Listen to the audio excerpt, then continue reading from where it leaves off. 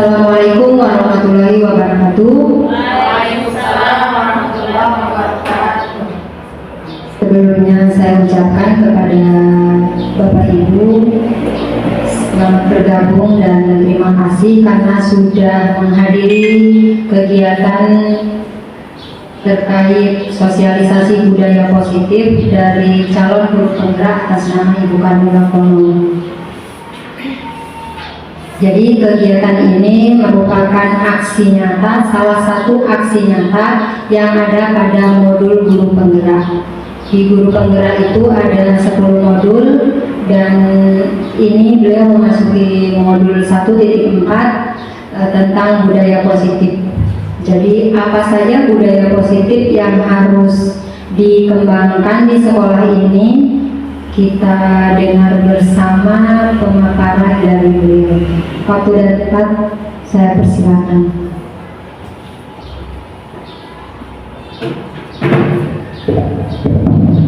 Bismillahirrahmanirrahim. Assalamualaikum warahmatullahi wabarakatuh. Waalaikumsalam warahmatullahi wabarakatuh. Yang saya hormati Bapak Ibu Kepala Sekolah yang diwakili oleh Ibu Wakil Kurikulum dan Kesiswaan Ibu Rohana MPD, yang saya hormati Bapak Ibu Ketua Program Keahlian, Bapak-bapak, Ibu-ibu guru mata pelajaran, baik staf guru ataupun staf tata usaha. Sebagai awal, saya mengucapkan terima kasih atas kesediaan dari Bapak Ibu telah hadir di tempat ini sama-sama mendengarkan budaya positif yang akan saya bagikan, dan tentu saya yakin Bapak Ibu sudah paham, sudah tahu apa kira-kira budaya positif itu. Oke, yang pertama kita tahu bersama bahwa budaya positif itu merupakan budaya atau nilai-nilai atau keyakinan atau kebiasaan yang ada yang selalu berpihak pada murid, di mana diharapkan murid-murid setelah mereka melakukan kegiatan ini, ya, keyakinan, entah itu kegiatan ataupun nilai-nilai positifnya, itu mereka mampu berkembang menjadi pribadi yang kritis, yang berhormat dan bertanggung jawab.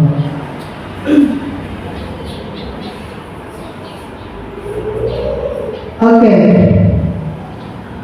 Contoh budaya positif di sekolah, ini ada beberapa, ini hanya sebagian, dan pasti budaya positif yang ada di sekolah kita ini kayaknya lebih banyak dari ini. Saya hanya mengambil beberapa, contohnya sopan santun, kemudian budaya antri, ini mungkin sudah tergambar di sekolah kita.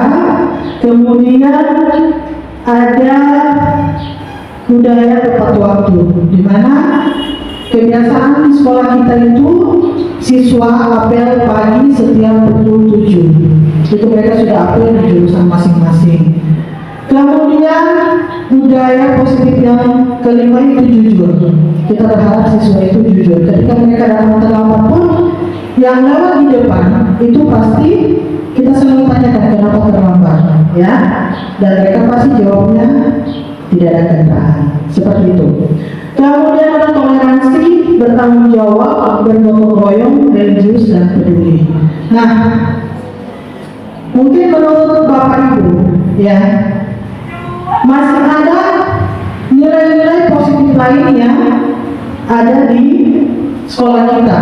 Itu hanya beberapa, ya, yang tadi saya tuangkan di slide ini, hanya beberapa nilai positif. Kemudian kita masuk pada teori motivasi, hukuman, dan penghargaan. Menurut dosen, ya, ada 3 motivasi perilaku manusia. Yang pertama, untuk menghindari ketidaknyamanan atau hukuman. Kadang-kadang siswa itu mereka mencontoh, ya, datang tepat waktu ke sekolah karena mereka takut untuk dirimu, jangan sampai mereka kena hukuman. Jadi itu merupakan salah satu teori motivasi. Kemudian yang kedua, untuk mendapatkan imbalan atau penghargaan, biasanya kita memberikan reward. Misalnya untuk jurusan AKL, siapa yang dalam sebulan ini tepat waktu datang atau pulang tepat waktu, itu akan kita berikan imbalan atau penghargaan, ya. Kemudian yang ketiga, untuk menjadi orang yang mereka inginkan atau menghargai dirinya sendiri. Nah, biasanya poin yang ketiga ini merupakan poin secara intrinsik, itu yang memang benar-benar pure dan dalam diri mereka. Kalau yang poin 1, 2 ini itu disebut sebagai motivasi eksternal, itu karena dari luar, ya. Oke Bapak Ibu, paham ya? Oke, kita lanjut dulu. Kemudian hukuman, konsekuensi dan restitusi. Mohon maaf, ada kehilangan satu huruf di atas sana, ya.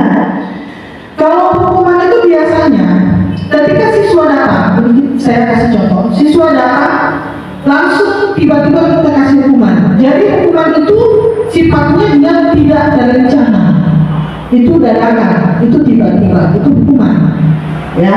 Kemudian konsekuensi, kalau konsekuensi itu seperti kita sudah menyusun tata tertib.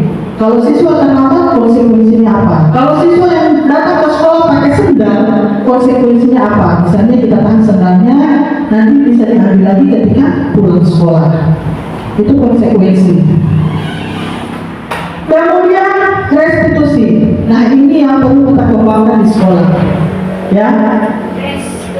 Restitusi, ya. Tadi kehilangan, ya. Restitusi itu ialah proses menciptakan kondisi bagi murid untuk memperbaiki kesalahan. Jadi ketika anak-anak ini melakukan kesalahan, itu bagaimana kita sebagai guru memfasilitasi itu supaya mereka sadar bahwasanya saya sudah melakukan kesalahan. Terus gimana caranya kita mencari solusi? Ya, oke, lanjut lagi. Kemudian penghargaan, ya. Nah ini, kalau menurut ahli si Alfikon ini dia mengatakan bahwa, ya, penghargaan ataupun hukuman itu adalah cara-cara mengontrol perilaku seseorang, tapi itu dampaknya buruk, efektif atau tidak baik. Karena apa?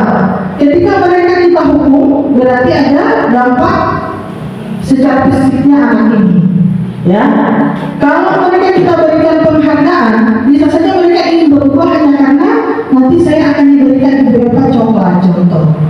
Nanti saya ingin datang pagi karena misalnya Pak Sukiri berikan reward gitu, ya.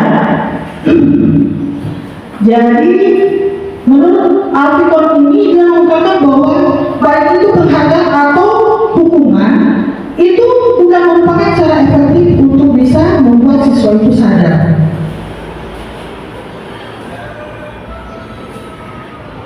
Ya, ini Bapak Ibu yang saya hormati, bicara terkait keyakinan di kelas, itu di tahun kemarin mungkin ya kita sudah dimintakan untuk membuat kesepakatan kelas.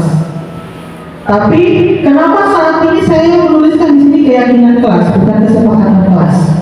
Ya, kalau menurut saya kesepakatan kelas itu, ya, memang kita susun bersama siswa, kita susun bersama tim visi di dalam jurusan. Tapi, ya, di kesepakatan kelas itu masih menggunakan kata-kata negatif. Contoh, dilarang buang sampah di sembarang tempat. Nah, sekarang kita lihat, kalau keyakinan gimana?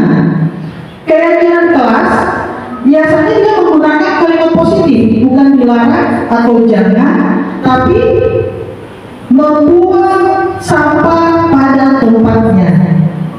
Bapak Ibu sudah bisa paham kesepakatan kelas dan keyakinan kelas? Mungkin kita bisa review dulu. Apakah keyakinan kelas atau kesepakatan kelas yang sudah kita susun, apakah berjalan dengan semestinya?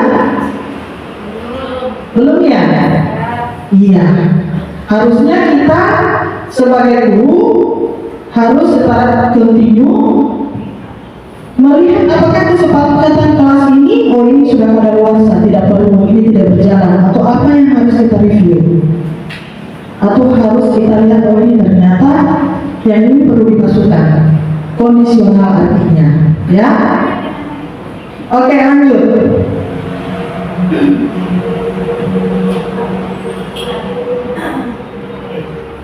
Oke, jadi ini ada beberapa cara menentukan keyakinan kelas.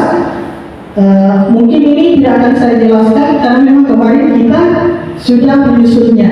Bapak Ibu sudah lebih tahu kira-kira pembentukan keyakinan kelas itu kayak gimana, ya. Jadi harusnya tadi saya akan mensentuh sedikit ya. Di sini kelas itu harus keyakinan kelas dia harus lebih apa? Abstrak ya. Jadi dia hanya sesuatu yang tidak nyata. Ini keyakinan kelas karena berhubungan dengan apa sih yang diyakini oleh siswa itu, ya.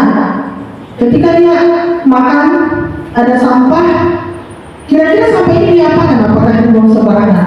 Dia kalau sudah paham, sudah yakin akan kesadarannya tentang sampah, pasti dengan sendirinya dia akan membuang sampah tanpa harus kita teriaki, ya.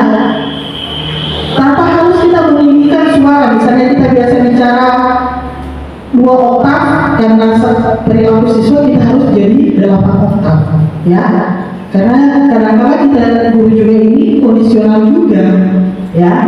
Oke, lanjut. Nanti sebentar kita akan bahas ya. Oke. Nah, dari keyakinan kelas ini pasti anak-anak melakukan segala sesuatu itu berdasarkan kebutuhan dasarnya. Jadi 5 kebutuhan dasar. Yang pertama itu bertahan hidup.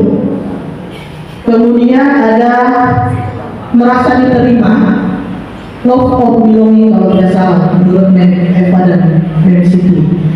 Lanjut ibu ini. Kemudian ada kebebasan, ada penguasaan, ya. Itu nanti ya ini kebutuhan bertahan hidup. Pasti kita hidup, selama kita masih hidup pasti kita akan bertahan hidup. Begitu juga dengan anak-anak kita, ya. Kemudian bagaimana kira-kira kasih sayang dan rasa diterima? Berarti ini perlakuan kita terhadap murid itu harus sama. Walaupun mungkin metode yang kita gunakan itu berbeda, ya. Kalau penguasaan mungkin kita lihat di kelas, bagaimana orang-orang misalnya yang pintar di kelas, mereka pasti akan menunjukkan kekuasaannya di dalam kelas. Begitu juga dengan ketua kelas, pasti dia akan mengontrol teman-temannya. Nah, kalau kebebasannya bagaimana? Siswa itu selalu kita berikan kebebasan, bukan berarti mereka kita tidak kontrol, ya. Tapi kebebasan di sini kita harus ada komunikasi bersama murid. Kalian ingin belajar di mana? Apakah kalian hari ini ingin belajar di dalam kelas atau di luar kelas? Ya, biarkan anak-anak itu memilih sesuai dengan apa yang mereka inginkan. Jadi kita sebagai seorang guru tidak selalu harus memaksakan kehendak. Oh, kamu harus dengarkan saya, ya.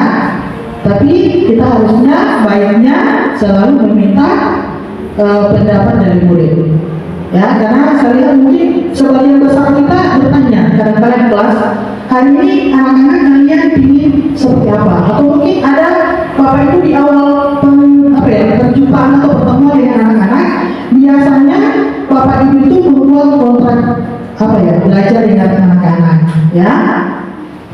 Kayaknya ini saya mungkin cuma hanya review lagi ya. Kemudian kesenangan. Ya, bagaimana kesenangan itu? Ketika seorang murid di dalam kelas, ya, kita upayakan mereka merasa senang. Mereka senang belajar dengan mata pelajaran kita. Ya, mungkin ada ice breaking-nya atau apa ya yang bisa kita lakukan di kelas sehingga anak-anak tidak merasa bosan atau bahkan mereka udah pikir kalau ini bahasa Inggris Sudah bahasanya lain, artinya lain, ucapannya juga lain. Jadi saya hari itu ringkas, ya.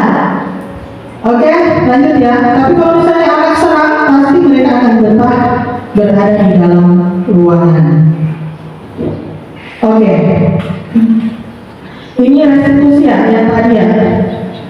Ini 5 posisi kontrol. Mohon maaf, ini slide-nya agak lama prosesnya ya, Bapak Ibu. Ini 5 posisi kontrol guru. Sekarang saya ingin tanya kira-kira kita ada di posisi mana? Yang pertama, penghukum.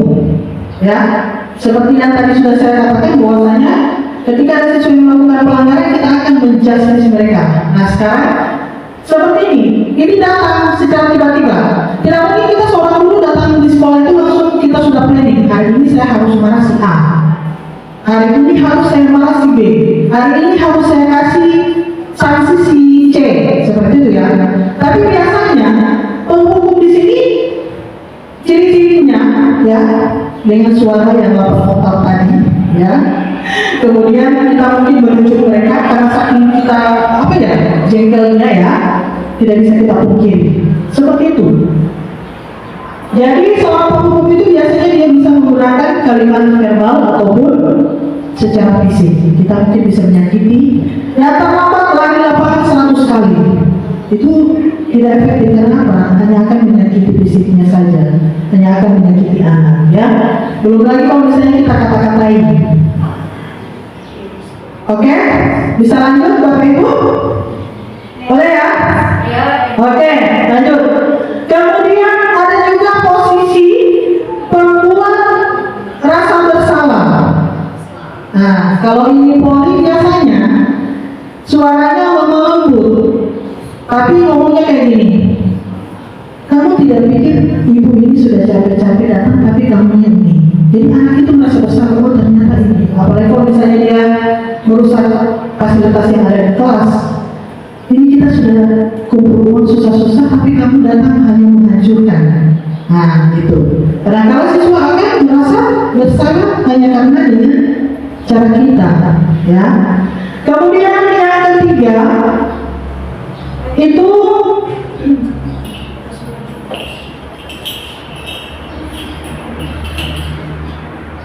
posisi sebagai teman.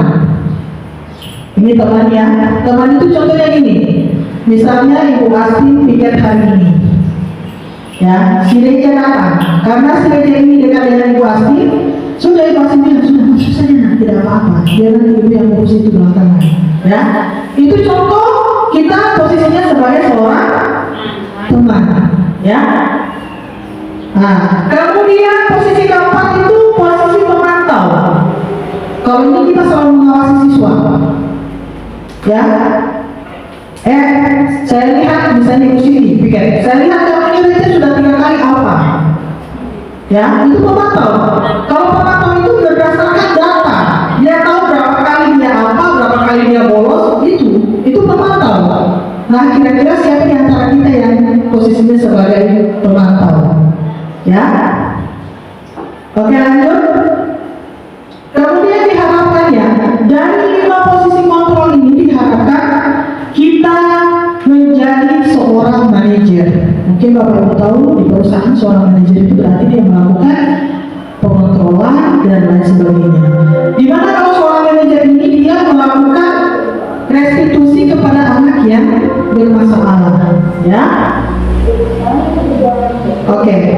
Biasanya yang paling efektif di antara 5 posisi kontrol ini posisi pemantau dan manajer, ya, sebisanya. Tapi lebih bagus kalau kita bisa jadi seorang manajer, bisa memanage siswa. Jadi ketika mereka melakukan kesalahan, kita tidak langsung memponis, tapi mungkin kita melakukan dulu pendekatan, kemudian menanyakan, kamu kenapa bisa terlambat, ya, bukan langsung menjas, kamu ini datang terlambat, ya, sudah kebiasaan kamu itu terlambat. Nah, bagaimana caranya supaya kita menjadi posisinya di posisi manajer? Itu kita harus melakukan segitiga restitusi. Jadi saya tahu mungkin Bapak Ibu juga sudah pernah ikut webinar ataupun pelatihan mandiri terkait disiplin positif. Ini ada semua tentang restitusi. Nah, segitiga restitusi ini ada 3. Bagaimana pertama kita ketika anak-anak yang bermasalah kita harus identifikasi dulu, ya masalahnya ini kenapa. Kemudian kita validasi, ya kita validasi biasanya kita selalu mengatakan, ibu rasa kayaknya yang terlambat itu tidak hanya kamu saja. Atau kamu bisa melakukan hal yang lebih buruk dari terlambat, atau mungkin kamu tidak di sekolah, ya itu contoh. Kemudian kita akan memberikan pertanyaan terkait keyakinan kelasnya. Setelah kita memvalidasinya, ya kemudian kita tanyakan, kira-kira menurut kamu di keyakinan kelas kamu sudah melangkah keyakinan kelas yang mana? Oke, paham ya? Paham ya Bapak Ibu? Ya, karena memang sebenarnya ini sudah kita lakukan setiap hari, tapi mungkin tidak sekomplit yang segitiga. Mungkin kita baru identifikasi dulu, kemudian mungkin kita sudah di tahap validasi dulu, ya. Oke. Ibu ini boleh ini kan? Kayaknya tadi sudah ini ke bawah. Ke bawah Bu, ke bawah. Ya. Lagi bukan?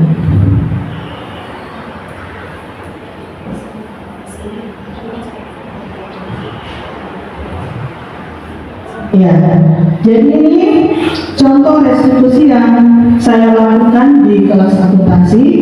Kebetulan kan setiap hari kami melakukan apel di jurusan dan ada beberapa siswa yang selalu saja datang terlambat. Ini permasalahannya salah satunya ini. Jadi saya memanggil siswa ini, ya, bicara secara heart to heart, ya, melakukan pendekatan secara persuasif. Saya menanyakan apa alasannya dia sampai setiap hari datang terlambat. Karena siswa ini kita lakukan restitusi, dengan sendirinya dia bisa sadar bahwasanya apa yang dia lakukan ini dia sudah melakukan pelanggaran terkait datang tepat waktu. Kemudian dengan sendirinya dia akan mencari kira-kira solusi untuk supaya dia tidak datang terlambat itu apa. Ya, seperti itu ya. Oke, jadi Bapak Ibu, saya rasa untuk materi ini sudah selesai. Mungkin kita akan mereview terkait materi tentang budaya positif di sekolah kita. Mungkin saya minta tanggapan dari Bapak Ibu. Apakah mari kita sama-sama mereview apakah memang disiplin positif di sekolah kita ini sudah berjalan semestinya atau mungkin ada yang perlu lagi kita perlu tingkatkan atau bagaimana? Oke, saya silakan. Mungkin dari Bu Kepala Sekolah. Iya Bu, silakan.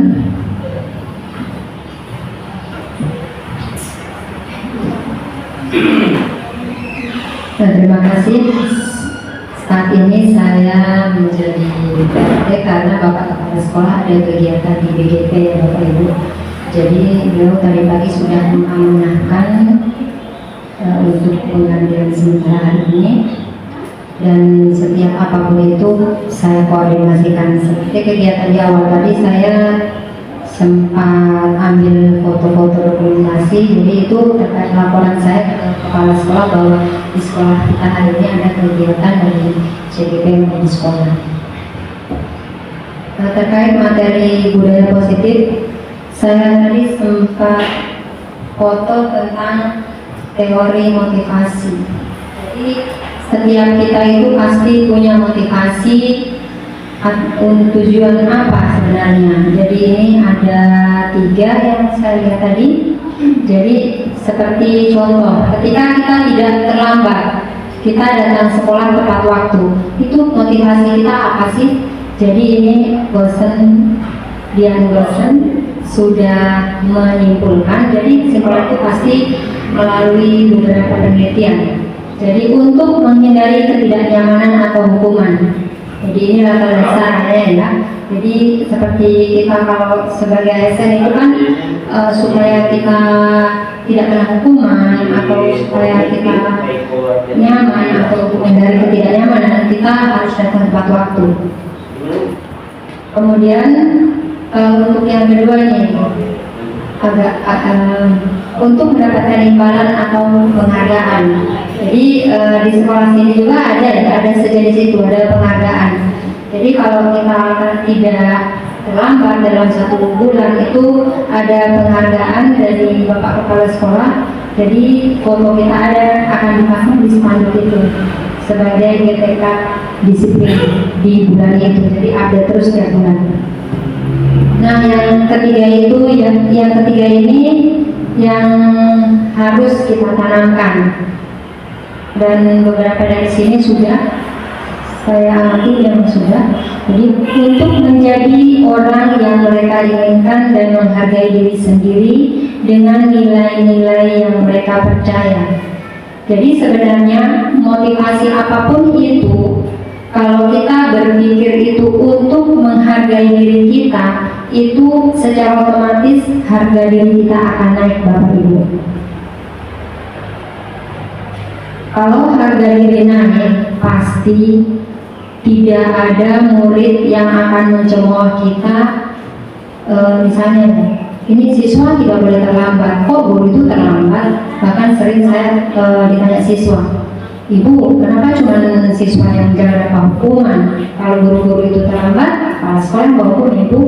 Jadi itu adalah pertanyaan yang wajar dari siswa dan kita tidak boleh memarahinya, karena itu kan di lingkungan juga itu kan ada hubungan timbal balik ya, ada crossback. Kalau di dalam agama mungkin karma ya.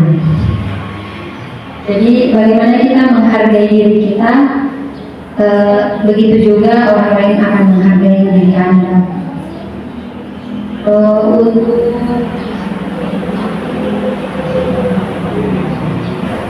Untuk hukuman, konsekuensi, dan restitusi itu saya lihat juga tadi. Jadi kita mereview kembali, merefleksikan diri kita sebagai guru. Apakah kita itu termasuk guru yang penghukum atau pemantau? Ada 5 tadi. Jadi kalau penghukum itu memang identik dengan yang orang terdendam ya, mirip-mirip penghukum. Jadi memang sudah direncanakan, mau marah juga sudah direncanakan.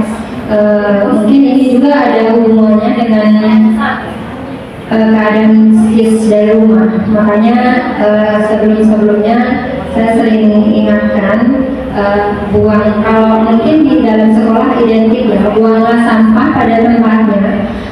Saya meminta, dan kalau di sini ya, buanglah masalah sebelum masuk ke pintu sekolah. Jadi diupayakan masalah-masalah yang ada di luar itu kita tinggalkan sebelum memasuki pintu gerbang sekolah, sehingganya kita tidak mencampur adukan urusan rumah tangga dengan urusan yang ada di tempat kerja kita. Karena saya yakin dan percaya di tempat kerja dimanapun itu pasti kita punya tekanan. Makanya beberapa lowongan kerja sering mencantumkan siap berada di bawah tekanan. Jadi berbicara tentang tekanan, mungkin saya tidak akan menjelaskan karena saya bukan berbicara di sini. Yang jelas kalau berbicara tentang tekanan, tertekan, saya sering lihat kalau di rumah makan itu, kalau kita pesan jus jeruk ya, jus jeruk sari lemon, itu pasti melalui beberapa tekanan. Itu untuk mendapatkan sari jeruk. Jadi supaya dari ampas itu keluar, orang tidak mau pakai. Jadi begitu juga kita. Kalau kita biasa hidup di bawah tekanan, insya Allah sari dari pribadi kita, sari dari harga diri kita akan keluar secara cemerlang. Oh, gitu. Untuk membuat rasa bersalah ini kayaknya masih mending ya, dari mungkin level 2. Jadi kalau membuat rasa bersalah, kita mendekati siswa dengan cara bagaimana dia merasa bersalah. Jadi masih mending sih dari yang pertama langsung menghukum, langsung menjustis, kemudian kita lihat berikutnya apa lagi? Administratif.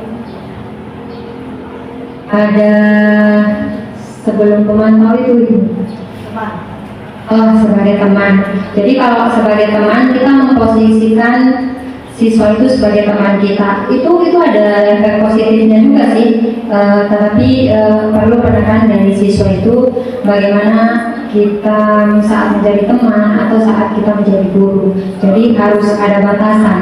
Dan sampai karena siswa itu sudah menganggap kita teman, itu kita jadi alat yang belajar mengaku akan. So tidak mau belajar, so tidak masuk kelas karena ada penjamin di situ ada teman.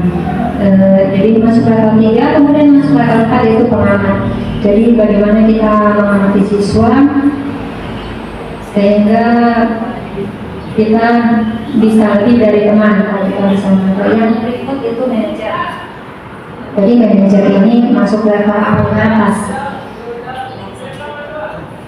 Jadi kalau manajer pasti menemukan solusi atas permasalahannya. Jadi dari sini kita bisa belajar bagaimana kita memposisikan diri kita sebagai manajer pada siswa kita. Jadi kita harus bisa memberi contoh, bisa menjadi pemimpin, bisa jadi orang yang bisa ditiru oleh siswa kita, sehingga apapun yang kita lakukan itu harus selalu bernilai positif. Kalau semuanya sudah bernilai positif, berarti hal-hal negatif yang ada pada siswa itu insya Allah akan tertelan oleh energi positif yang kita sebarkan. Jadi untuk budaya positif ini saya sangat mendukung. Kemudian ketika ada budaya positif, untuk mengatasi masalahnya juga sudah ada tawaran ini tentang restitusi. Jadi kalau ada siswa terlambat itu tidak langsung memarahi, tapi ditanyakan alasannya kenapa terlambat. Kemudian juga ketika terlambat, pasti kan dalam 1 minggu itu tidak mungkin terlambat terus. Jadi dikasih review, dikasih mereka untuk mengenang sebelum-sebelumnya. Ketika pernah tidak terlambat, pasti pernah. Tidak terlambatnya itu bisa menjadi pembeda dengan waktu terlambat. Mungkin mereka pasti akan berkata, oh ibu waktu lalu saya tidak terlambat itu karena saya cepat bangun. Jadi untuk cepat bangun itu otomatis ada kejadian-kejadian sebelumnya yang saling berhubungan. Jadi ini insya Allah tidak menjadi pelajaran kita juga sebagai siswa, bagaimana siswa itu akan menjadi baik, akan mematuhi kesepakatan yang dibuat, tetapi ini menjadi evaluasi bagi kita sebagai tenaga kerja di sekolah ini, bagaimana kita bisa maksimal menjadi diri kita, seperti juga kita ingin siswa maksimal menjadi diri siswa. Demikian dari saya, mungkin ada tambahan dari teman-teman atau apa saya kembalikan ke Ibu Karina sebagai CGD. Terima kasih Ibu Kat. Selanjutnya mungkin dari Bapak Ibu, teman-teman yang mungkin ada yang perlu kita sharingkan di sini terkait siswa, atau mungkin yang tadi sudah saya paparkan, saya sudah bagi, mungkin bisa kita up di sini. Oke? Mungkin Ibu Eva, ada Bu? Ya, silakan.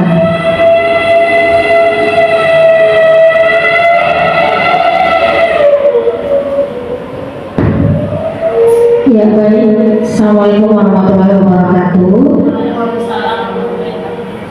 Terima kasih atas kesempatan yang diberikan kepada saya. Dari saya mungkin menambahkan ya atau merefleksi apa yang mungkin sudah saya lakukan di beberapa waktu ke belakang terkait dengan budaya positif. Nah, setelah tadi saya melihat pemaparan dari Ibu Karmila, sebenarnya untuk posisi guru mungkin hampir semuanya sudah ada atau melekat di saya. Yang pertama mungkin yang sebagai penghukum, biasanya sebelum saya mengenal budaya positif ini, ketika melihat anak-anak yang melakukan kesalahan, yang biasanya saya bicara dengan 1-2 oktav nadanya, ketika melihat perilaku anak yang kurang disukai seperti berkata kasar, karena ini paling banyak ya, yang paling banyak saya temui, mungkin selain dari terlambat itu berkata kasar. Tidak mengenal ada guru di situ, kata-kata kotor, kata-kata kasar itu sangat lancar keluar dari mulut siswa. Nah, itu membuat saya terpancing untuk marah dan berteriak. Biasanya, kok kamu gitu. Jadi untuk memaksud kemudian dihukum. Tapi pada saat itu mungkin hukuman yang saya kasih bukanlah hukuman fisik, tapi saya kasih dengan cara mereka baca surat Al-Fatihah atau mungkin surat atau ayat kursi begitu untuk menebus kesalahan yang dilakukan sebelumnya. Berikut mungkin saya juga pernah memposisikan sebagai teman, ya, mengingat saya sudah sadar ternyata anak-anak ini sebenarnya tidak bisa diperlakukan dengan seperti itu. Jangankan anak-anak, orang dewasa pun kalau bicara dalam suara yang tinggi itu akan ada gesekan atau ketidaknyamanan, sehingga saya berpikir, oh berarti harus saya rubah.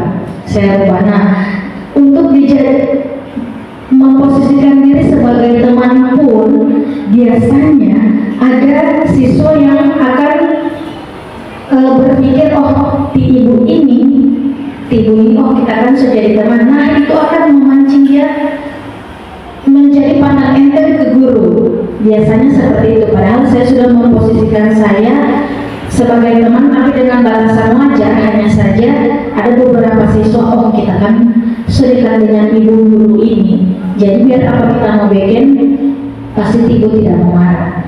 Nah, mungkin kalau dari kita jangan tetap mengingatkan anak-anak untuk tetap dalam batasan yang wajar, walaupun kita memperlakukan mereka dengan teman, tapi tetap harus dalam batasan yang wajar. Nah, materi ini pun saya sudah pernah ikuti. Selain saya sudah pernah ikuti lewat Ibu Rohana dulu, pernah memaparkan ini. Saya juga pernah ikut di PMM. Nah, sehingga saya sudah sadar diri lah ya. Ternyata selama ini saya keliru dan berusaha untuk memposisikan diri sebagai manajer, walaupun kadangkala masih terpancing emosi saya ketika melihat hal-hal yang tidak sesuai dengan aturan-aturan yang ada di sekolah. Berbicara tentang motivasi tadi, ya, ada 3 motivasi. Ada karena hukuman, ada karena penghargaan.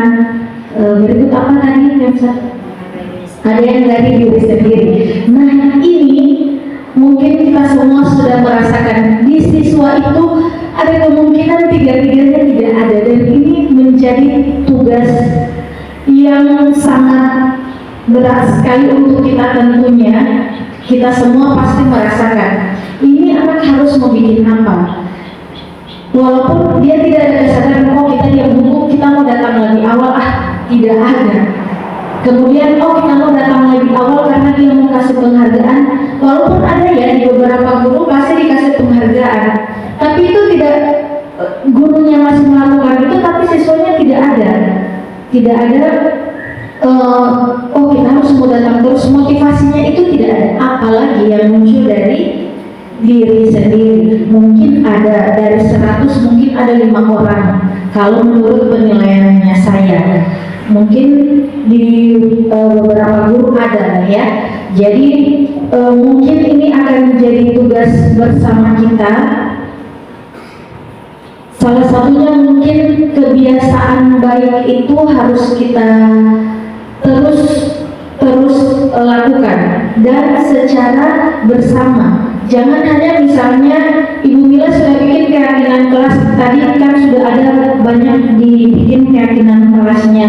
Percuma saja kalau cuma Ibu Karmila atau cuma Ibu Rohana atau Ibu Astin yang melakukan hal itu. Nah, kalau kita semua bersama-sama melakukan semua yang sudah kita susun itu, saya rasa insya Allah ya semuanya akan berjalan dengan yang kita harapkan. Jadi menurut saya ya, semua keyakinan yang sudah kita susun itu harus kita terapkan, kita kerjakan secara bersama-sama. Jadi jangan itu kan hanya punyanya Ibu Mila atau hanya punyanya Ibu Rohana. Kita semua harus ikut andil di dalamnya. Dan saran untuk Ibu Mila, maybe yang paparkan tadi keyakinan itu bisa di share di grupnya kita mungkin, supaya semua orang lihat dan semua orang ikut andil dan bertanggung jawab terkait keyakinan-keyakinan yang sudah dibuat. Mungkin itu saja dari saya. Terima kasih. Wassalamualaikum warahmatullahi wabarakatuh. Waalaikumsalam warahmatullahi wabarakatuh. Terima kasih Bu Eva. Memang benar sekali ya, ketika kita membuat satu kesepakatan yang kita susun dan kita memang harus ada kolaborasi. Ibarat sapu lidi, kalau hanya satu batang yang bergerak menyapu, pasti itu daun-daun tidak akan kita tidak bisa sapu. Tapi kalau misalnya sapu lidi terdiri dari beberapa batang ya, kita ikat jadi satu ikatan, kita menyapu pasti banyak sampai akan kita bisa sapu. Oke, baik, mungkin masih ada lagi dari bapak-bapak. Hari ini kita juga bisa mengungkapkan apabila misalnya bapak ibu ada masalah di dalam kelas. Jadi mungkin kita bisa sama-sama cari solusinya bagaimana. Pak Ali mungkin. Oke, silakan Pak.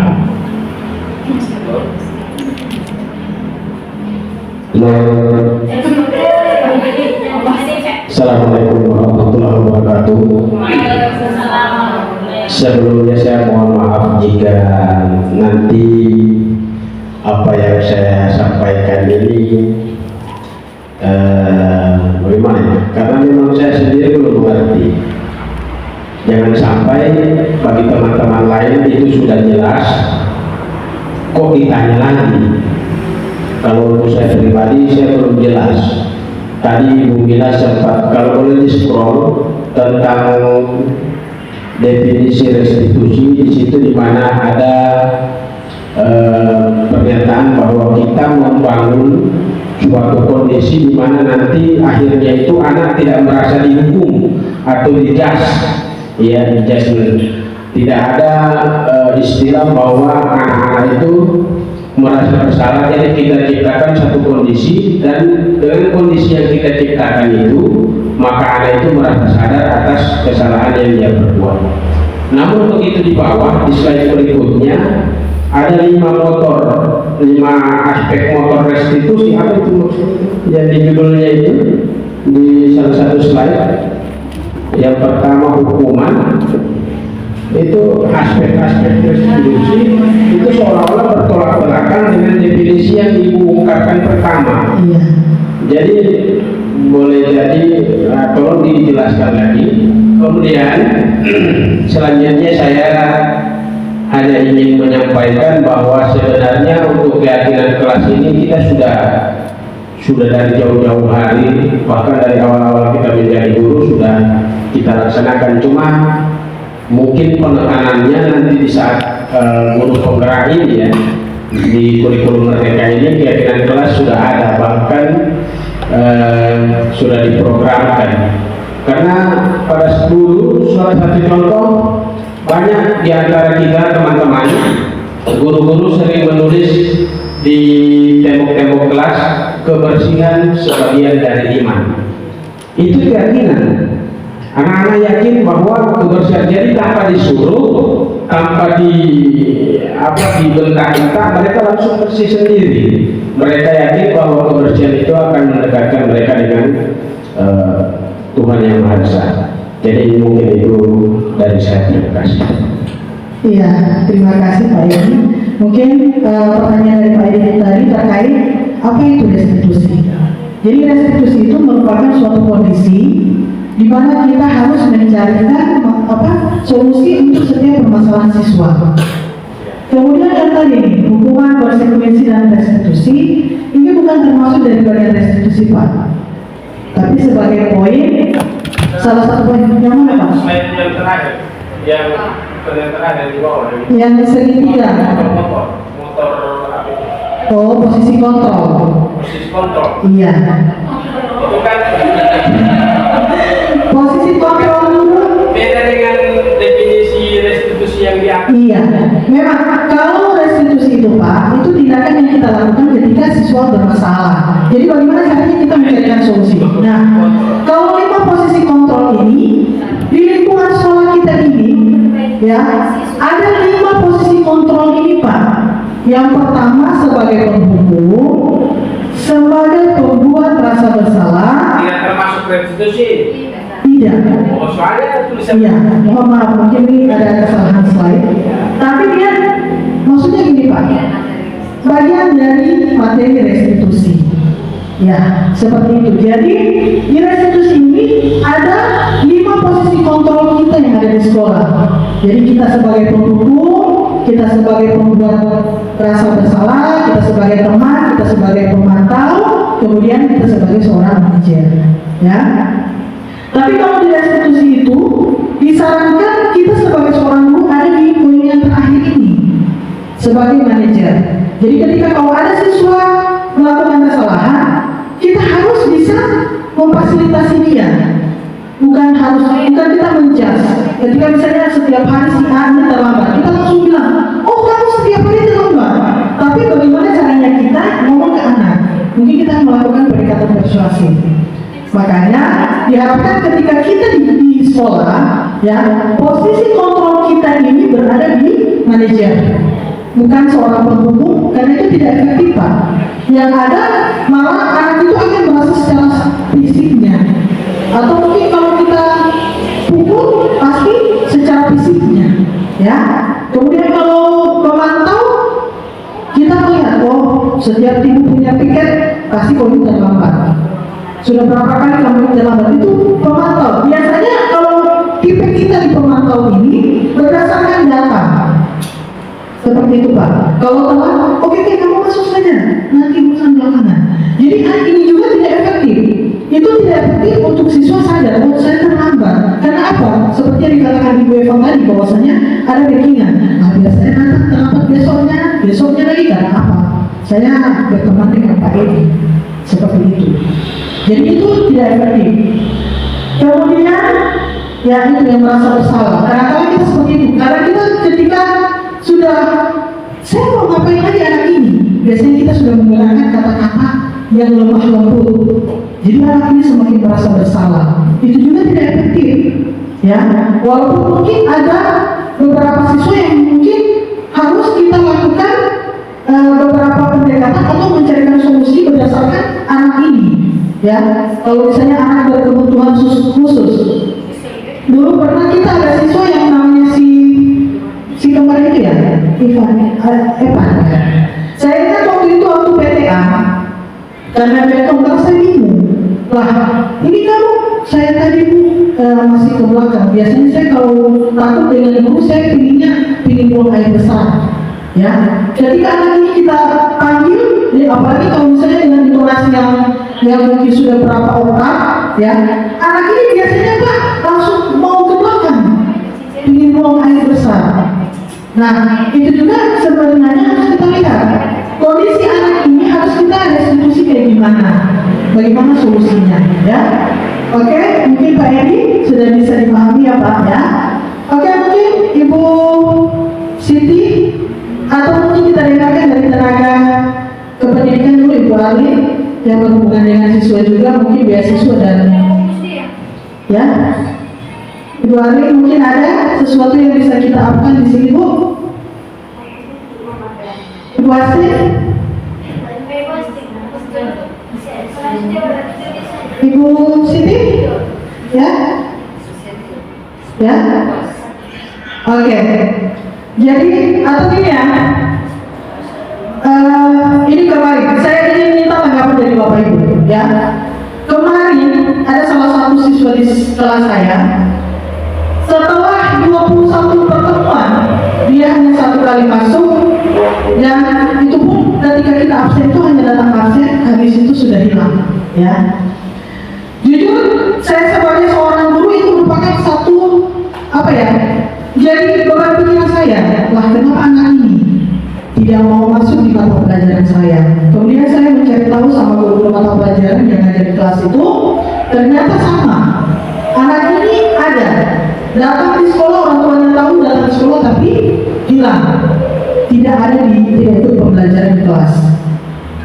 Sebagai rasa tanggung jawab saya sebagai seorang orang tua anak ini, saya akhirnya menghubungi orang tuanya, membicarakan masalahnya. Awalnya memang saya lihat dari intonasi ngomongnya ibu ini, ketika saya telepon, itu ibunya terkesan bahwa dia yang paling benar. Bahkan saya mungkin langsung sok sekalian ibunya, saya bilang begini, Ibu boleh gantian ngomong, saya dulu ngomong baru Ibu. Ya, saya tidak tahu apakah itu pantas saya ucapkan, tapi memang saya pikir tinggal itu caranya saya untuk bisa menghentikan dia dengan sudah mungkin lebih dari 8 oktav suaranya yang belum menjelaskan tentang anaknya. Saya mohon maaf Ibu, ini salah satu bentuk tanggung jawab saya sebagai guru. Anak Ibu ini mungkin Ibu tahu datang ke sekolah, tapi akhirnya dia tidak mengikuti pembelajaran. Ini contohnya di saya sudah 21 kali pertemuan, dia cuma 1 kali hadir, itu cuma datang absen, kemudian bolos. Yang saya takutkan jangan sampai ketika ibu datang menerima laporan hasil belajarnya, ibu akan pingsan di tempat. Ya, saya mau seperti itu sama ibunya. Kemudian ibunya langsung ngomong, oh iya nanti saya lapor sama bapaknya. Saya bilang lagi ini, masalah itu masalah urusan ibu sama anak ibu. Yang saya pastikan ini keberadaan anak ibu ini yang tidak ada di jam pelajaran. Ya. Besoknya saya panggil anak ini, alhamdulillah beberapa hari dia sudah mulai ada perubahan, walaupun mungkin belum tepat waktu. Dia tetap setiap hari datang terlambat, tapi dia tetap mengikuti. Nah, beberapa minggu kemarin ini dia bahkan mulai bolos lagi di mata pelajaran saya, kemudian besoknya lagi tidak masuk di guru PKN. Yang sangat miris ketika ditanya, teman-temannya tanya, kenapa kok tadi tidak masuk? Apa jawabnya? Bajunya saya tidak sama dengan kalian. Berarti itu kalau dipikir, masa sih masalah baju pengaruh untuk dia tidak mau belajar hanya karena bajunya beda? Itu satu. Kemudian saya panggil anak ini cengengesan, ya. Saya sempat mungkin secara manusia ketika saya ngomong serius tapi tanggapannya seperti itu, saya sempat mungkin naik dari 1 oktav mungkin ke lompat ke 3 oktav, ya. Saya bilang saya lagi serius ngomong, kami cuma cengengesan. Coba kamu duduk dulu. Saya berusaha, karena saya sudah mulai belajar tentang restitusi ini, saya berusaha untuk mengontrol emosi saya. Mungkin kalau saya belum paham tentang restitusi ini, mungkin karena memang dulu saya termasuk salah satu posisi hal-hal yang tidak berkesesuaian, ya. Saya bilang ini, kamu kalau itu sudah mau jalan dengan teman-teman kamu bolos, itu kamu kemungkinan bisa ikutan ke bawah arus dengan mereka, bisa merokok ataupun bahkan akan minum minuman keras. Apa jawabnya anak ini? Emang itu tahu saya merokok? Emang itu tahu saya peminum? Coba bayangkan ibu, jika bapak ibu berada di posisi saya itu berusaha menekan emosi saya bilang berarti kamu dengan kamu mau seperti ini ke saya, kamu tidak mau lagi untuk saya bina. Atau mungkin mulai hari ini kamu oke lah, saya tidak akan pusing lagi dengan urusan kamu, ya. Atau mungkin dia merasa tidak nyaman karena setiap hari saya kontrol ini kamu ada atau tidak, ya ini sudah datang apa belum, ya.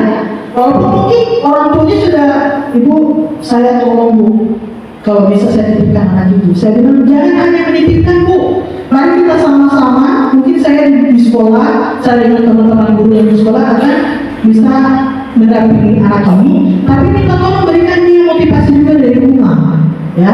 Saya bilang seperti itu sama orang tuanya. Nah, mulai kemarin dia tidak masuk di pelajaran saya. Tadi saya lihat pagi-pagi ada, tapi entah dia masuk di pelajaran hari ini atau bagaimana itu saya belum tahu, ya. Saya minta mungkin tanggapan atau solusi dari Bapak Ibu. Kira-kira kalau seandainya Bapak Ibu ada di posisi saya, apa yang akan Bapak Ibu lakukan? Mohon diberikan solusinya. Karena jujur saat ini saya masih dalam keadaan bingung, anak ini mau saya apakan? Ya, mungkin ada dari Pak Ali mungkin atau Pak Sugiri yang bisa memberikan memberikan solusi, Pak. Karena jujur saya berdiri di sini saya juga bingung, ya. Saya bingung. Oke? Atau mungkin ada ibu-ibu mungkin yang bisa membantu saya? Ibu Eva? Oke.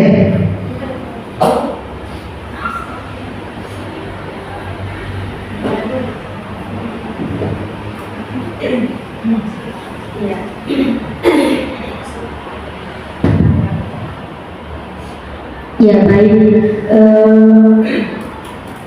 terima kasih Bu Mila atas kesempatannya terkait tadi kasus yang sudah disampaikan sama Ibu Mila. Menurut saya pribadi, saya kemungkinan besar akan bereaksi sama dengan Ibu Mila ketika saya belum membaca atau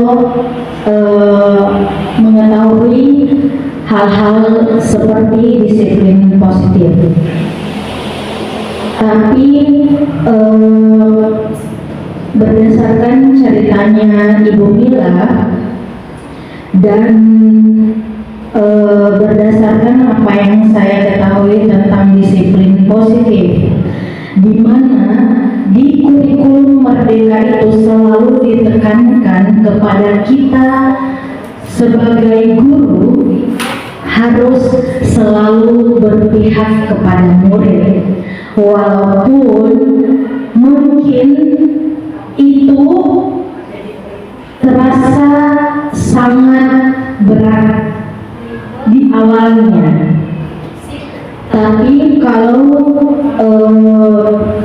misalnya kita harus pun mencari solusi untuk anak yang berkelakuan seperti ini, menurut saya jika kita kiblatnya di kurikulum Merdeka yang berpusat kepada atau yang berpihak kepada murid, tentunya yang pertama kita tidak boleh mengabaikan dia ketika hal ini terjadi. Ketika ini sudah membentak kita, yang pertama kita jangan abaikan, tetapi kita akan cari kita akan harus tetap berusaha, kita harus mendampingi sampai mungkin pada saat itu dia merasa ditekan, mungkin ya, dan dia pada saat dia datang mungkin dia ada sesuatu yang dia tidak sukai ketika dia berangkat dari rumah.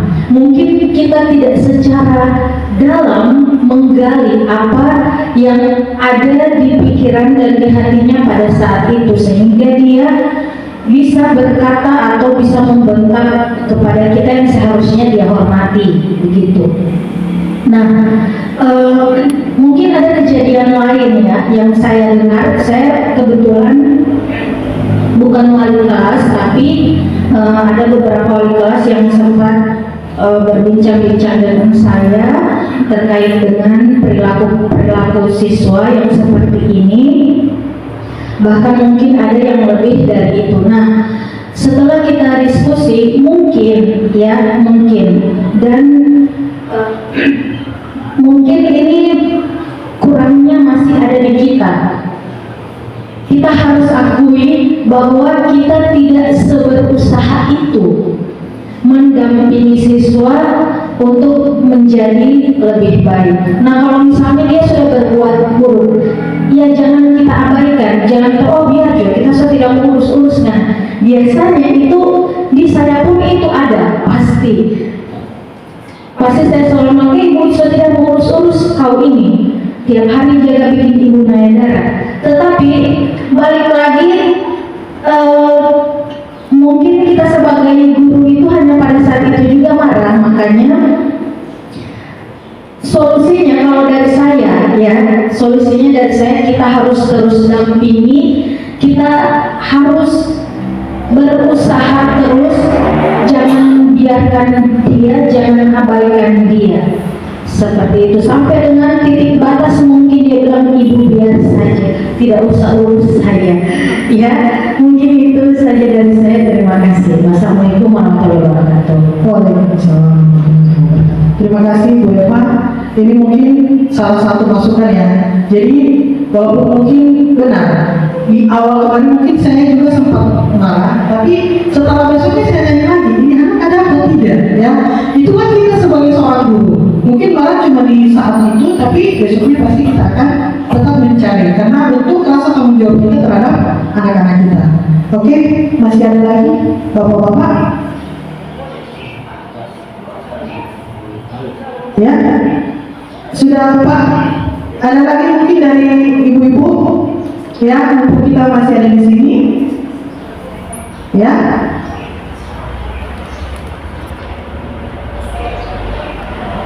Oke.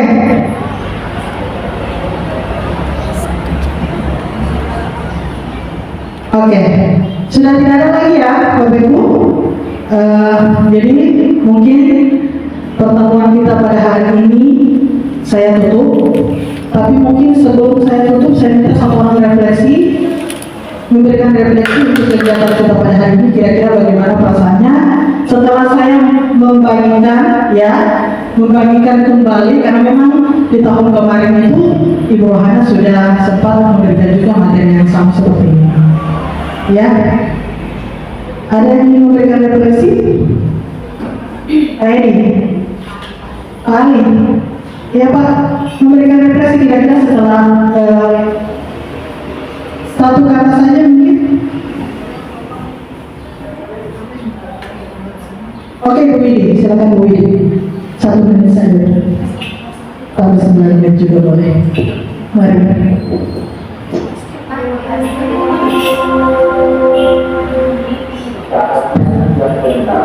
Terima kasih atas waktunya. Baik, saya bingung memberikan refleksinya, tapi saya ambil dari pengalaman yang sudah kami temui di kelas kami. Kami sudah beberapa bulan yang lalu juga sudah membuat keyakinan kelas, dan itu sudah kami buat dengan anak-anak, tetapi masih banyak yang kurang, masih banyak juga yang mereka belum bisa laksanakan. Bahkan tadi juga sudah sempat menemui siswa yang seperti si anak yang ditemukan di jurusan AKL. Anak-anak saya sudah pintar untuk menilai dan juga pintar untuk mengkoreksi dan harus dari kami sendiri, kita pribadi ya, dari saya pribadi, saya belajar dan alhamdulillah untuk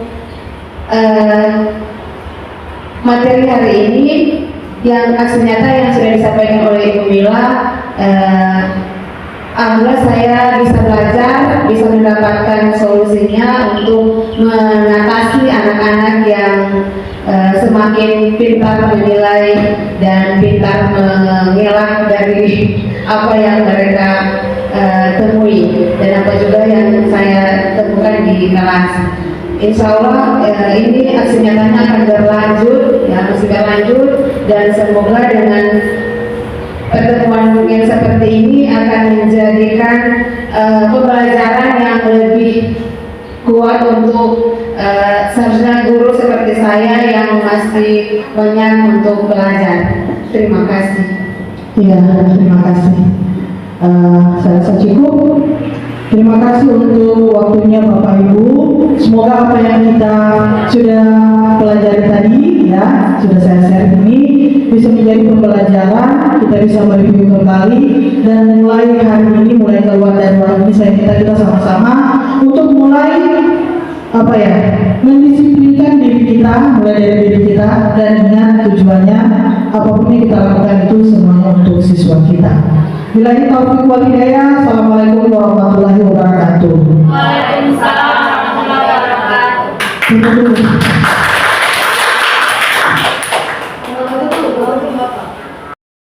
Oke, selamat pagi anak-anak. Baik. Bagaimana kabarnya hari ini? Alhamdulillah baik. Ya. Ya. Oke. Jadi pada kesempatan hari ini, mungkin kalian bertanya, kalau kita akan buat apa? Jadi pada hari ini, mungkin Ibu akan mengingatkan kalau setiap kelas itu pasti ada kesepakatan. Dan itu yang kalian tahu ya. Hari ini Ibu akan membuat dan menyusun bersama kalian terkait keyakinan kelas. Mungkin sudah terpikir apa sih keyakinan kelas itu? Keyakinan kelas itu setiap tindakan yang kalian yakini bisa kalian lakukan di dalam kelas. Ya? Paham ini? Ya. Kemudian kalau di kesepakatan kelas itu pasti masih menggunakan contoh ya, Ibu kasih contoh. Jangan datang terlambat. Masih menggunakan kata-kata atau kalimat negatif, ya. Kalau di keyakinan kelas biasanya itu menggunakan kalimat-kalimat positif. Kalau orang terlambat berarti apa kira-kira kalimat positifnya? Datang tepat waktu. Oke, bikin aplaus dulu. Ibu rasa mungkin kalian bisa paham. Nah, hari ini contohnya tadi yang terlambat berarti keyakinan kelasnya ditulis datang tepat waktu. Kalau misalnya ya kamu atau ada teman kamu yang menyebalkan di kelas, ya kira-kira apa kalimat positifnya biar teman kamu itu tidak lagi menyebalkan? Apa? Atau mungkin gini, kamu walaupun duduk dengan teman sebangku ya, bukan berarti segala yang kamu punya itu harus dia tahu. Artinya kalian tetap ada masing-masing, ya. Jadi bagaimana caranya agar kalian sesama waktu satu tempat duduk, kalian bisa saling apa?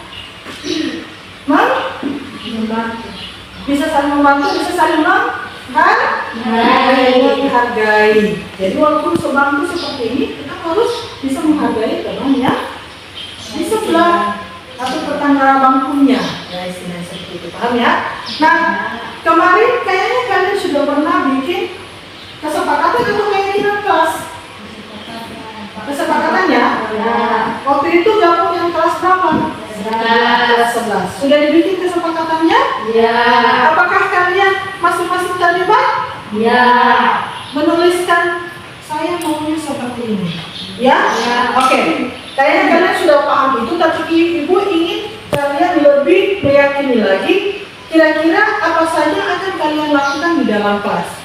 Oke, Ibu minta atau mungkin maunya gimana? Sepakatnya gimana? Kalian menuliskan masing-masing Atau kalian menyebutkan, ibu yang akan menuliskan?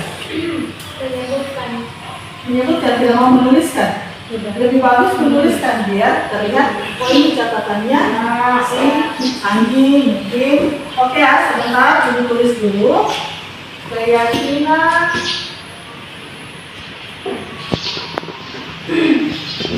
kelas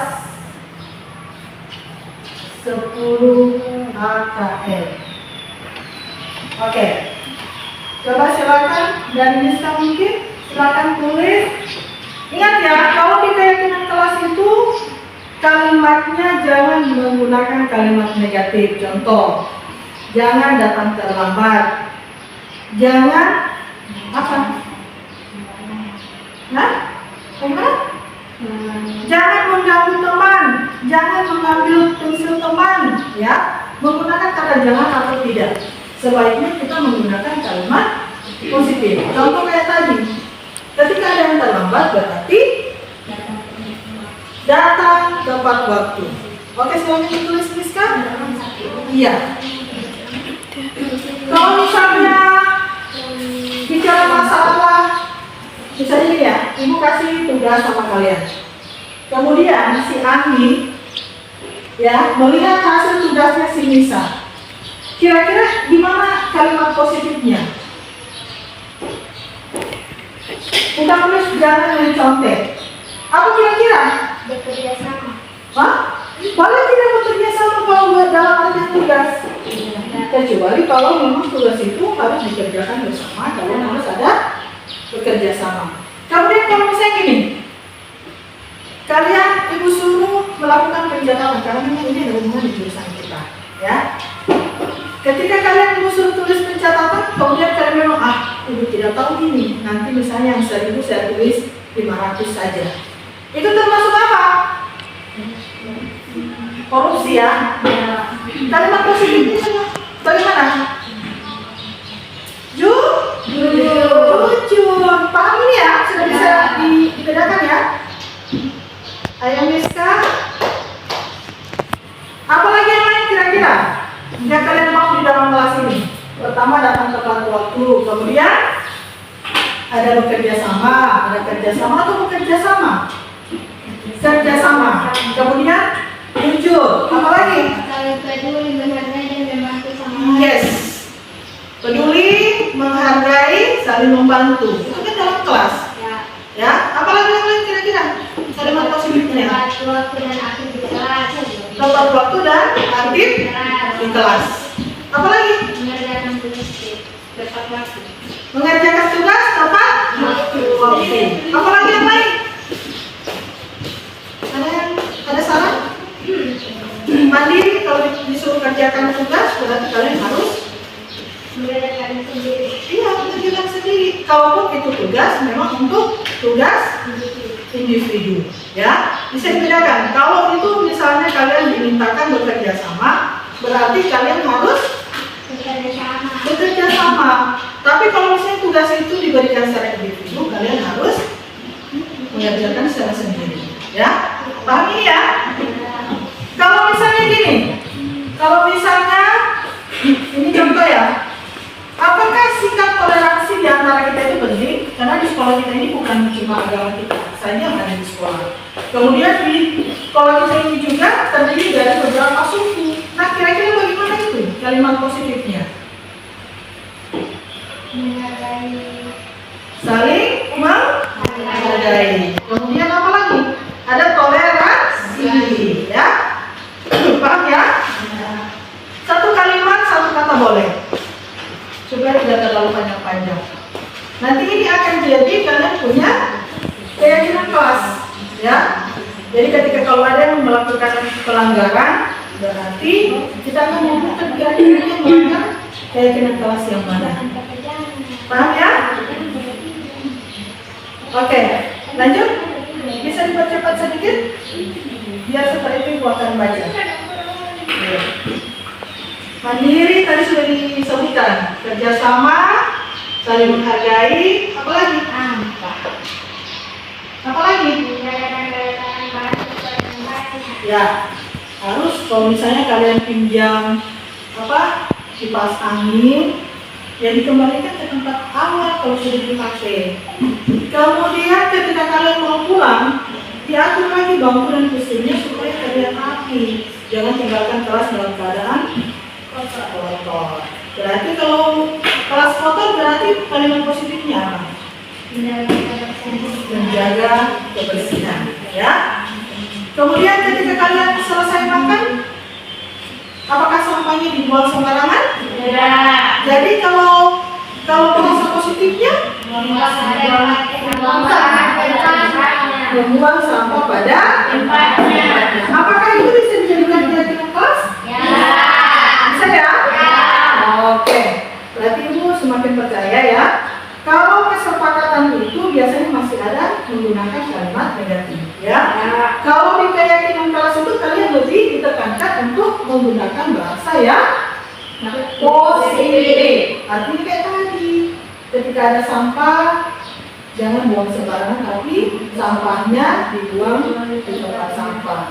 Kalau mungkin di kesepakatan kelas kita tulis jangan membuang sampah sembarangan. Nah, kalau di kalimat di keyakinan kelas kalimatnya beda. Buang sampah pada tempatnya atau buanglah sampah pada tempatnya. Oke, paham ya?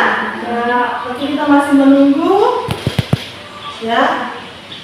Tulis saja satu kata, tapi dia mewakili. Kayak tadi jujur, yang ada hubungan dengan, ya. Kamu harus menghargai sesama teman. Kemudian harus disiplin waktu. Disiplin waktu itu berarti kamu datang dan pulang tepat waktu, kemudian ikut pembelajaran juga sesuai dengan jadwal yang ada yang kalian tentukan, ya. Oke, setelah ini aku akan bacakan hasil keyakinan kelas kalian, ya, supaya kalian bisa tahu, oh ternyata di kelas ini kita sudah susun sama-sama. Atau mungkin lebih menekankan lagi bahwasanya di kelas 10 akuntansi itu ada keyakinan kelas yang disusun bersama-sama berdasarkan kebutuhan masing-masing siswa atau orang yang ada di dalam ruangan ini. Paham ya? Paham. Oke. Mungkin setelah Anggi, kemudian Yunisa. Ada pertanyaan terkait keyakinan kelas? Mungkin ibu, saya belum mengerti bu, maksudnya ini gimana? Anda paham dengan apa itu keyakinan kelas? Bisa? Ada yang menjanggal? Kalau menurut saya kayaknya tidak gitu deh bu, ya? Bisa kalian mengemukakan apa yang kalian pikirkan, apa yang terbersih di kepala kalian. Tidak usah sungkan-sungkan, ya? Itu artinya mereka belajar. Berarti kalian diberikan kebebasan untuk selalu berpikir positif. Oke, sudah selesai. Terima kasih. Ini aku akan bacakan ya keyakinan kelas yang sudah kalian susun. Ya, keyakinan kelas 10 akuntansi yang pertama, menjaga kebersihan kelas dari awal pembelajaran sampai selesai pembelajaran. Jadi itu tandanya kalian menjaga kebersihan dari kalian datang sampai kalian pulang harus dalam keadaan bersih kelas. Nah, kemudian tepat waktu dalam belajar. Jadi jangan sampai gurunya sudah ada di dalam kelas, teman-teman sudah belajar, kalian belum masuk. Ya. Kemudian mengerjakan tugas tepat waktu. Nah, ini lagi penting. Ketika kalau guru memberikan tugas, ada due-date-nya, ada misalnya ini tugas yang kasih, ya. Hari Kamis atau minggu depan ibu akan kumpul. Supaya kalian mengumpulkan sebelum waktu yang ditentukan. Jangan sampai kalian menunda-nunda pekerjaan, ya. Kemudian saling menjaga keamanan kelas, tidak ribut, ya. Kalau mungkin kemarin di kesepakatan kelas istilahnya jangan ribut atau tidak ribut, ya. Tapi ini saling menjaga keamanan kelas, ya. Kemudian berperilaku sopan santun dan saling menghargai satu sama lain. Ini penting, ya. Saling menghargai antara teman, saling menghargai antara siswa dan murid, atau mungkin siswa dan murid, siswa dengan guru, ya, atau mungkin guru dengan guru. Pokoknya kita yang tergabung dalam jurusan akuntansi itu harus saling menghargai. Bukan hanya Bahkan kita yang ada di sekolah SMK 1 Pamuyangan itu kita harus saling menghargai. Oke, paham ya? Kemudian bekerja sama menjaga kebersihan kelas. Nah ini lagi. Ketika misalnya ada piket sakit, ya sudah, kamu lihat kalau misalnya ada sampah di luar, ini belum diatur, bantu. Jadi kalian saling bekerja sama karena kebersihan itu sebagian daripada iman. Jadi orang yang suka kotor berarti temannya sehat. Ini kayak anak TK saja ya. Kemudian saling peduli, menghargai dan membantu sama orang lain ya. Ini hampir sama ya. Kita harus peduli. Ketika ada teman kita sakit, ya kita jenguk. Ketika ada teman kita yang misalnya susah dalam mengerjakan tugas, kalian bisa panggil mereka sama-sama bekerja sama. Bukan berarti dia kalau kasih ini dikasih contekan itu begini saja. Kamu ambil saja, kamu ikuti saja. Tidak seperti itu, tapi kamu panggil dia, kita sama-sama beri penjelasan seperti ini. Oke? Kemudian bekerja sama menjaga kebersihan kelas. Jadi ini ada 7 kesepakatan kelas, bukan kesepakatan, tapi keyakinan kelas yang akan kalian terapkan dalam kehidupan sehari-hari. Paham ya? Ibu rasa cukup pertemuan kita pada hari ini. Thank you untuk atensinya. Assalamualaikum warahmatullahi wabarakatuh.